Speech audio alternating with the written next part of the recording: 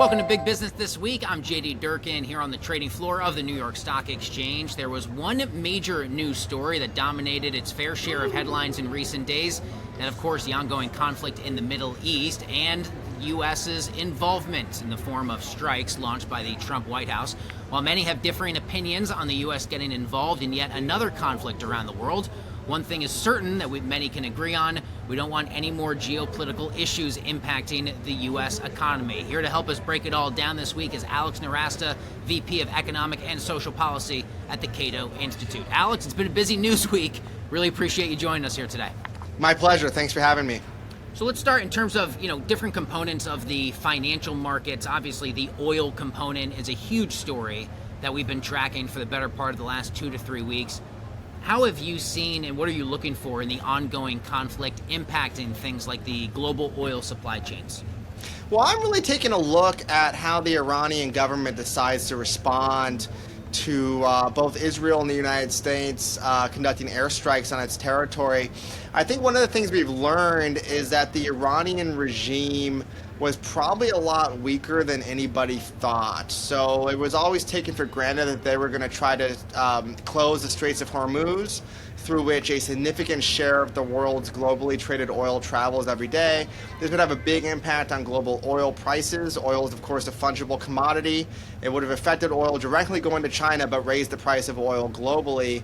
And what we saw, I think, is the Iranian regime was not really able to do that, or at least unwilling to do that in response to those to those attacks. We've also seen, I think, the war not spread yet. So I'm cautiously optimistic about that. I'm cautiously optimistic that it will be contained.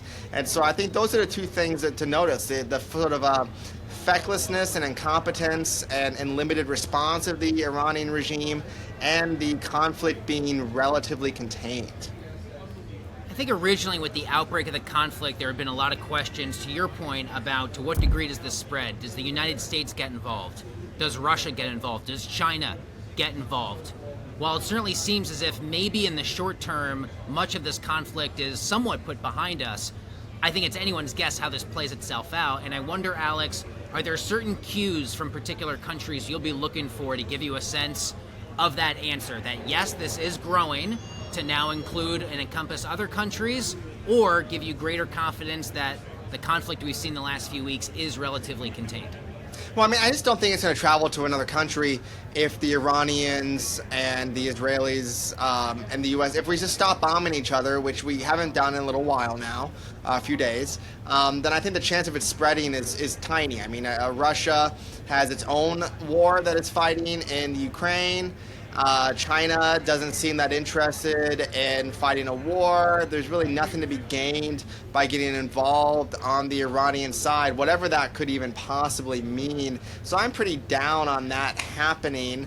I think the thing to really watch, though, is how the Iranian regime will react in the next several weeks and months. I think the reason why a lot of countries want nuclear weapons is to defend themselves against attack, to deter other people attacking them. And the fact that you had Israel and the United States launch airstrikes, I think, is probably the biggest point to convince the Iranian regime that they should head full steam ahead as much as possible to getting nuclear weapons. And, supporters of the strikes would say, well, they were going to do that anyway, and maybe that's true. But opponents are right that this is just proven, I think, to Iran and a lot of other countries. These airstrikes have proven to them that having a nuclear weapon would have prevented these strikes from occurring. Of course, on the other hand, Iran could react to these strikes by putting moderates in power who want to deal with the West, who are not interested in building nuclear weapons, who are not interested in aggressive foreign policy. We're in very sort of uncharted territories here. I think we could see it breaking either way.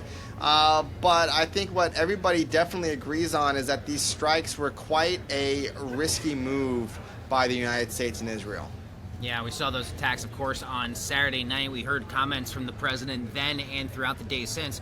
At least, Alex, as you and I are recording this conversation, we are seeing Brent crude tick back up. It is now really, I say only, trading at just south of $68 a barrel. I think there had been fears it would be much worse, and we're really within 10 points, believe it or not, of an all-time high for the S&P 500. It is remarkable to me how we have seen equities respond when there was so much concern that the response would be fundamentally different. What do you make of the kind of evening out and the overall resilience for the market, at least on the stock market side of things, despite the backdrop of geopolitical uncertainty, trade and tariff-related uncertainty, and anything else that is weighing on investor sentiment? Yeah, I mean, I think you hit the nail on the head. There's an enormous amount of uncertainty produced by the U.S. president, by President Trump, the uncertainty on tariffs, on immigration, and on these geopolitical issues. But there is a good headwind, and that is the Senate is debating the One Big Beautiful Bill, which includes extensions of some very important parts of the Tax Cuts and Jobs Act from 2017, including permanent full expensing, which would be an enormous boon. I think the markets are starting to price in the probability of a good tax bill being passed. Now, this bill has a lot of other problems, enormous spending, it increases deficits. That definitely needs to be addressed. But in terms of policies that affect firms' ability to invest and to produce goods and services and to make profits, by selling us the things that we want, then I think that this bill is looking more and more likely to be passed, more and more likely to become law, and the markets are pricing that probability in. So those are some positive headwinds, or I'm sorry, positive winds pushing us forward that are counteracting the negative winds of the uncertainty and geopolitical risk. What are the big catalysts that you will be closely paying attention to in the days, the weeks, and the months ahead to give you a sense that at least some of this overall uncertainty, that we're finally getting answers on some of these big unanswered questions? So I think the bond markets, the yields in U.S. Treasuries are really important to watch. I think that the new economic numbers that come out, of course, on employment, on inflation, are very important. They will give a window into what the Fed could do in the next several months, in the next year. And basically what happens with the whole saga about the Federal Reserve and Trump's sort of ongoing war with Jerome Powell. Does Trump appoint a successor prior to the end of Jerome's term or Powell's term in May? So that Powell becomes sort of a lame duck in office. These are all things to watch and to pay attention to.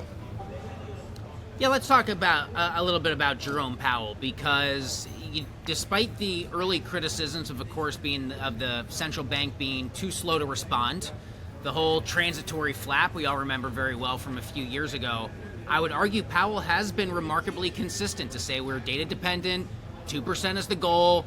We watch for potential deteriorating conditions in the labor market that might force our hand otherwise. This is a new type of rhetoric coming from a sitting president, because we've often talked about the importance of perceived, at least, Fed independence, and yet now you have a president who has said as recently as this morning, I've got a list of 3 names, maybe 4 names, maybe I announce that person sooner rather than later. I have always wondered if that happens, Alex, at what point does the market start to take its cues from that nominee and what he or she says publicly versus what Jerome Powell says publicly? And I'm curious your thoughts as you watch the president launch attack after attack at his own Fed chairman, who he nominated in his first term, by the way, and what you'll be looking for in that careful dynamic, because Powell's dealing with a different set of pressure points there in Washington where you are than previous chairmen of the FOMCs have had to before. Listen, federal central banks have never performed that well historically, but what we do know is that those that are relatively more independent from the government and have more decision-making power, at least independent from politicians, do perform better. So this is an important game to watch. It is concerning that President Trump is making moves against the Fed chair, trying to reduce their independence, trying to tell them what to do. It reminds us of a lot of actions and statements that President Nixon took right in the middle of the last, second term of great inflation in the last 50 years, right? So that is very concerning. It's very worrying. If there's a lame duck scenario, I think we could see some very interesting and troublesome economic conditions. But what is going to remain the case is that Jerome Powell is going to be in there, I think, until May. He has a lot of tolerance for political nonsense being thrown his way. The courts said in a recent case that the Trump administration, the president, can fire the heads of independent agencies except for the Fed, which is probably the reason why Trump is talking less tough about central bank independence than he used to, right? He used to say he was going to fire Powell, he's going to replace him. Now he's going to appoint somebody else so that Powell will be a lame duck. So just watching this scenario carefully, but I do think Powell, if he wants it and if he has basically the guts to remain, will be chairman in there regardless of what President Trump does. Yeah, absolutely. Let's talk about that budget reconciliation bill working its way through the hallways of the U.S. Capitol there in Washington. The president calls it his one big, beautiful bill.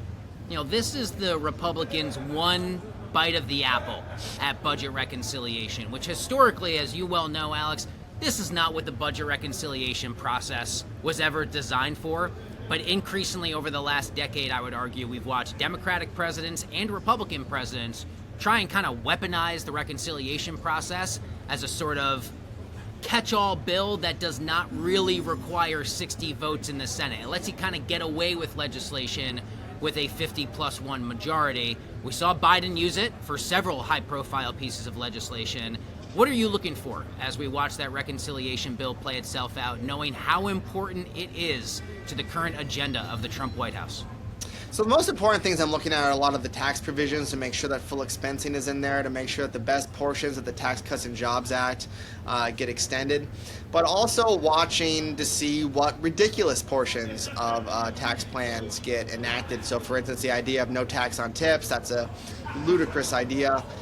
Watching that to see what happens there. And of course, watching, importantly, the spending and deficits. I mean, I'm a believer in the long run, the tax rate is equal to the spending rate, the amount that is spent in the economy, because that money is going to have to pay for eventually, one way or another, through higher taxes or inflation or another way. So watching those are very important. I gotta say, the tax provisions are a real mixed bag. There are a lot of great things in there and a lot of very bad things in there. Both of the ones that I mentioned are in there, for instance, right now. However, the spending is a major, major problem. We need substantial cuts in Medicaid spending. We need substantial cuts across the board in military spending and other aspects of the budget to try to get this spending under control. We're on the edge of a huge entitlement crisis. Social Security and Medicare are veering toward insolvency. The net present value of the money that we owe, that we are not going to be able to pay in taxes, is around $250 billion. That's a real number, quadrillion, right now on present value. That is enormous. That is not going to be paid for under the current system. We need some serious reforms in the long run. So these are the things that I'm paying attention to, you know, just the small things like the fiscal solvency of the United States government. Oh, yeah, it's just those casual little small issues. No, you are certainly right to pay attention to them. You mentioned no tax on tips. I want to make sure I understood it right. You are against the proposal that's being put forward for it? Is it because it's potentially inflationary, gives people a bit more take-home pay, or what's your... what do you contend about that? It's distortionary. So it's distortionary, right? Like, I think, you know, we want taxes to be as low as possible, to be able to fund the government to be as low as possible, but also not distortionary. And what a no tax on tips does is it preferences occupations and jobs where people make tip wages or make their money in tips rather than in other types of income. And fundamentally, we want the tax code to be neutral on that. We don't want Washington to say, well, this type of occupation is better than this type of occupation. We want it all to be neutral. We want the income to be taxed neutrally so that we can let the market decide what occupations are better or more highly compensated or where investment should be made, not Washington making these decisions. You mentioned the potential insolvency of some of those social programs that obviously we spend a lot of money on. To the question of cutting spending, I've listened to politicians in both parties, but mostly the GOP, talk about this issue. And I watched them basically clean sweep the election in November, Alex. They got their guy. Trump went 7 for 7 in the swing states. They flipped the Senate. They kept the House. They introduced this Department of Government Efficiency. They get the world's wealthiest man to come in and talk big talk a big game, to be fair, of Elon Musk, and he says, I think we can cut as much as $2 trillion. It does not appear as if Doge has been anywhere near as successful as the Republicans had hoped or had billed it to be.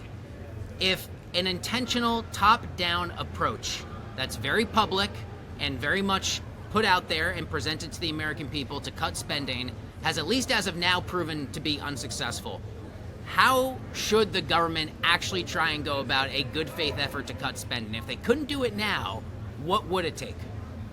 Congress actually has to do it. I think Doge was a great idea. I supported the idea of a commission coming in and cutting as much government waste and spending as possible. But in order to get those long-term changes and to make real cuts into government spending, you need Congress and the president to work together. And remember, when Donald Trump came in, he said he didn't want to cut any entitlements, he didn't want to cut defense, and he wanted to keep making bond payments. That leaves somewhere around 10 to 15% of the budget to take a look at, the cut, and that is, roughly about $1 trillion, and the deficit's $2 trillion. So the idea that Doge could come in and cut the budget down the size to balance it, without touching entitlements or the military or payments on interest and national debt, it's just mathematically fanciful. It was never going to happen. But what we need is policymakers and Congress and we need the president to take it seriously enough to start making those hard choices. Because if we don't make them now, the markets are going to make them for us when bond yields rise and the cost of borrowing is too great that the government cannot sustain it anymore. We're going to be forced into that choice at one time in the future, eventually. It's going to be forced on us, and it's much easier to make these choices and to deal with the consequences when we choose to do it voluntarily rather than when the cold discipline of the market forces us to. And they will force us eventually.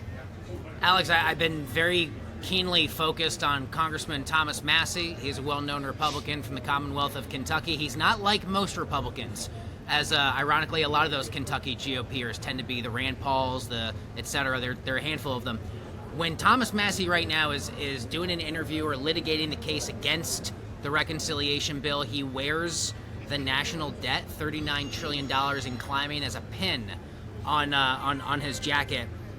What is the most concerning part to you of that $39 trillion number, and how would you encourage the average American to view that number? Because it's big, and it looks scary, and it's perpetually going up, but I don't know that the average American really has a whole lot of context over what that number actually means. No, it's entirely too large, I think, for people to understand what it means, right? I mean, $1 trillion is 1,000 billions, and 1 billion is 1,000 millions, and 1 million is 1,000 thousands, right? So these numbers are gargantuan.